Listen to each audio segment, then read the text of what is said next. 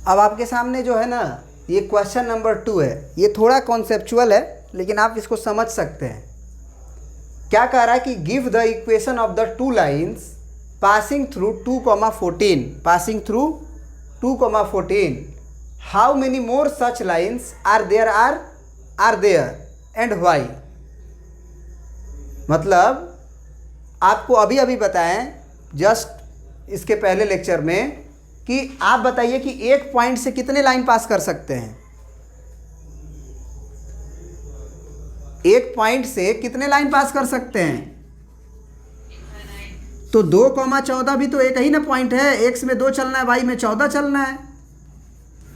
X में 2 चलना है और वाई में 14 चलना है। तो एक पॉइंट से पास करता हुआ कितने लाइन होगा? तो पहले बोला है कि give the equation of two lines, 2 equation का लाइन बताइए जो पास कर रहा है 2,14 से। 2 गो लाइन पहले बता दीजिए। फिर कह रहा है कि how many more such lines are there, और कितनी लाइन पास कर सकता है बताइए। और कितनी, अगर आप बोलते हो कि इनफाइनाइट होता है तो काहे होगा? तो काहे का तो जवाब हम दे ही दिए हैं कि एक पॉइंट से पास करता हुआ बहुत सारा लाइन होगा, क्योंकि एक पॉइंट प्लेन में फिक्स है और वहाँ से अगर हम लाइन को पास कराएं तो लाइन पे इनफाइनाइट पॉइंट होता है, तो वो पॉइंट हमारा हो सकता है। तो हम कह सकते हैं कि एक पॉइंट से पास करने के लिए बस लाइन को वहाँ पे फिक्स होना चाहिए, वहाँ से वो रोटेट कर सकता है, घूम सकता है। मतलब कोई भी लाइन अगर आप यहाँ पे रख दिए ऐसे करके, तो यहाँ से हम इसे रोटेट करा सकते हैं, तो लाइन मूविंग कर सकता है। इसकी वजह से इनफाइनाइट लाइन होगा। लेकिन सबसे पहले आपको 2 लाइन बताना है, तो आप कैसे बताओगे, ये क्वेश्चन है। तो आप एक बात बताओ कि लाइन किस फॉर्म का होता है। तो एक लेट कर लो, let equation of line, equation of line किस फॉर्म का होता है लाइन भैया? तो ax plus by plus c बराबर 0, इसी फॉर्म का ना होता है? बोलो। कोई भी straight line ax plus by plus c के रूप में होता है। अब ये लाइन में क्या खासियत है कि ये 2,14 से पास करना चाहिए। मतलब हम कहेंगे कि लेट इक्वेशन ऑफ लाइन इतना, and given line passes through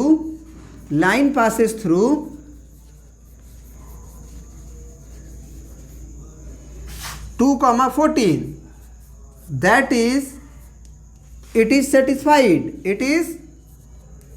satisfied by them, ऐसे भी लिख सकते हो, satisfied by them। Satisfied by them का मतलब कि ये जो लाइन है 2,14 से पास करेगा, तब 2,14 से सेटिस्फाइड करा दो। तो यहाँ पे हम क्या लिख देंगे, a इंटू एक्स के जगह पे 2 प्लस b इंटू वाई के जगह पे 14 है ना, अब प्लस c बराबर 0 हो जाएगा ना। तो ये कितना हो जाएगा हमारा लाइन, 2a प्लस बोलो 14b और प्लस c बराबर 0। तो यहाँ से c का वैल्यू कितना आएगा?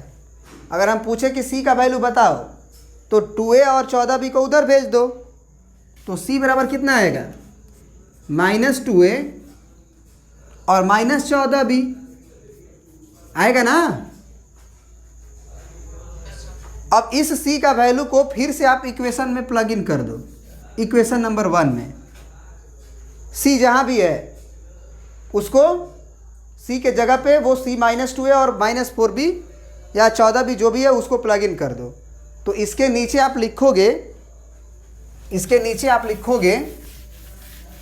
कि put c in equation 1, put c बराबर -2a -14b इन इक्वेशन 1,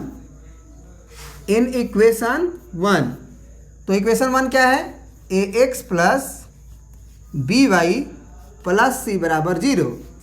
तो आप ax प्लस by और c के जगह पे आप क्या रख दोगे, तो -2a और -14 भी। समझ में आया बात? बोलो।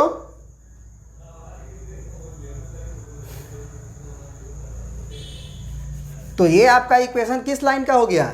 बराबर जीरो लिखना बाकी है, बराबर जीरो लिखेंगे। ये जो इक्वेशन हुआ वो उस स्ट्रेट लाइन का हुआ जो 2,14 से पास करेगा। समझ में आई बात? अब देखो यहाँ पे ये जनरल इक्वेशन हो गया।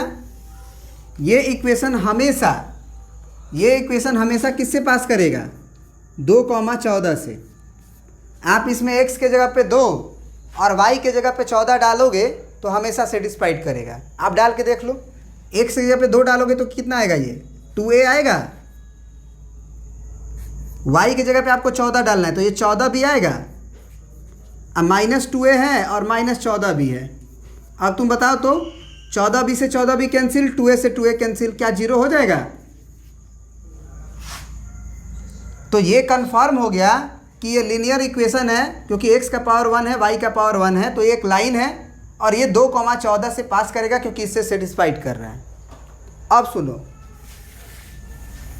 अब इसमें बोला था कि 2 लाइन का आप नाम बताओ, तो अपने से a और b का वैल्यू तुम रख सकते हो। अपने से a और b का वैल्यू तुम रख दो, है ना?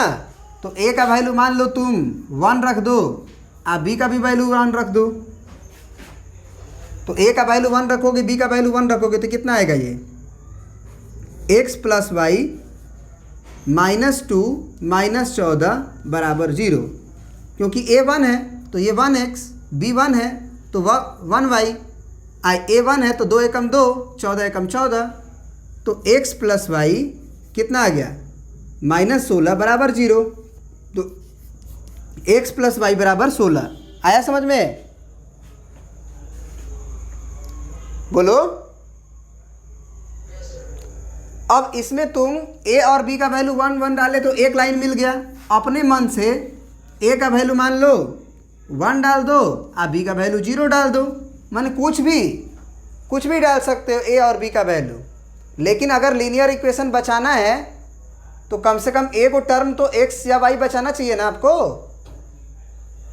लेकिन a बराबर 1 b बराबर 0 डालोगे तो ये y वाला कोफिशिएंट गायब हो जाएगा, तो ये काम नहीं बनेगा। हमको linear equation in 2 variable x और y दोनों में लाना है, तो हमको क्या करना चाहिए? a का भी वैल्यू कुछ और b का भी वैल्यू कुछ रखना चाहिए। तो मान लो हम b का वैल्यू 2 रख देते हैं, तो a का वैल्यू 1 और b का वैल्यू 2 रखेंगे तो क्या होगा इक्वेशन? ये a बराबर 1 पे है और b बराबर 1 पे है। a बराबर 1 रखेंगे तो ये हो जाएगा 1x, और b बराबर 2 रखेंगे तो ये 2y। a का वैल्यू 1 है तो ये -2, अब b का वैल्यू हमारा 2 है तो 14 दूना 28, तो -28 बराबर 0। तो यहाँ से कितना आया? x + 2y और ये आएगा -30 बराबर 0। तो यानी कि x + 2y बराबर 30 लिख सकते हैं। बोलो। अब इसमें तुम 2,14 डाल के देखो, सेटिस्फाइड कर जाएगा। x में 2 डालोगे, अब y में 14 डालोगे तो 14 दूना 28, 28 2 30। समझ में आया? तो हमसे 2 इक्वेशन पूछा था, तो एक इक्वेशन हमारा ये हो गया, एक इक्वेशन हमारा ये हो गया, और हम बोल देंगे कि a और b के अलग अलग वैल्यूज़ के लिए इसमें अलग अलग लाइंस मिलते रहेंगे। समझ गए? तो अगला पूछा था कारण कि अगर इसके अलावा और कितने लाइन मिलेंगे, तो 2 लाइन का लिखना था। तो अगला आंसर लिखेंगे इनफाइनाइट एंड रीजन पूछा था, व्हाई, तो क्या लिखेंगे? For a and b for different values of, ऐसे लिख लो, for different values of a and b infinite line मिलेगा। और a काहे मिलेगा? तो a और b का डिफरेंट वैल्यू डालते जाएंगे, डिफरेंट लाइन मिलते जाएगा। एक तो रीज़न ये दे सकते हो, दूसरा रीज़न क्या दे सकते हो और करके कि line will be rotated about 2,14। जो 2,14 पॉइंट होगा उसके अबाउट लाइन ऐसे घूम सकता है कि नहीं? ऐसे मान लो ये 2,14 पॉइंट है तो इसके अबाउट लाइन ऐसे घूम सकता है ना, तो डिफरेंट लाइन तो मिलेगा ही। इसका लाइन का इक्वेशन अलग, इसका अलग, इसका अलग, इसका अलग, इसका अलग। समझ गए? अब सुनिए ध्यान से, अगला क्वेश्चन क्या कह रहा है? कह रहा है कि इफ द पॉइंट 3,4 माने x का वैल्यू 3 और y का value 4 lies on the graph of the equation 3y बराबर x plus 7, find the value of a। अब एक बात बताओ कि ये एक लाइन का ग्राफ है क्योंकि x का डिग्री 1 है और y का डिग्री 1 है, लीनियर इक्वेशन है। अब ये अगर लीनियर इक्वेशन है और ये ग्राफ को बोल रहा है कि ये 3,4 से पास करेगा, इसका मतलब तो यही ना हुआ कि 3,4 इसको सेटिस्फाइड करेगा। मतलब 3,4 डालेंगे तो LHS और RHS बराबर होगा। बात समझे? तो सॉल्यूशन में लिख देंगे कि since 3,4 lie on line 3y बराबर ax प्लस 7, हेंस 3,4 सेटिस्फाइड दी लाइन। अब सेटिस्फाइड का मतलब यही होता है कि जब आप y के जगह पे 4 और x के जगह पे 3 डालोगे तो बराबर आना चाहिए। तो लाइन क्या है? 3y और बराबर ax प्लस 7। तो हम y के जगह पे 3 नहीं डालेंगे, y के जगह पे 4 डालेंगे। याद रहे, बाद वाला y होता है, पहले वाला x होता है। तो यहाँ 3 गुने 4 होगा और बराबर a गुना 3 होगा, अब प्लस 7 होगा। तो ये हो गया 4 तिया 12, ये हो गया 3a अब प्लस 7। अब 7 को इधर भेजो तो 12 माइनस 7 बराबर 3a, क्योंकि उधर से प्लस 7 इधर आएगा तो माइनस 7 है 7। अब 12 में से 7 जाएगा तो कितना बचेगा? 7 5 12 होता है, 5 बचेगा। तो 5 बराबर 3a। इसका मतलब तुम 3a बराबर भी 5 लिख सकते हो।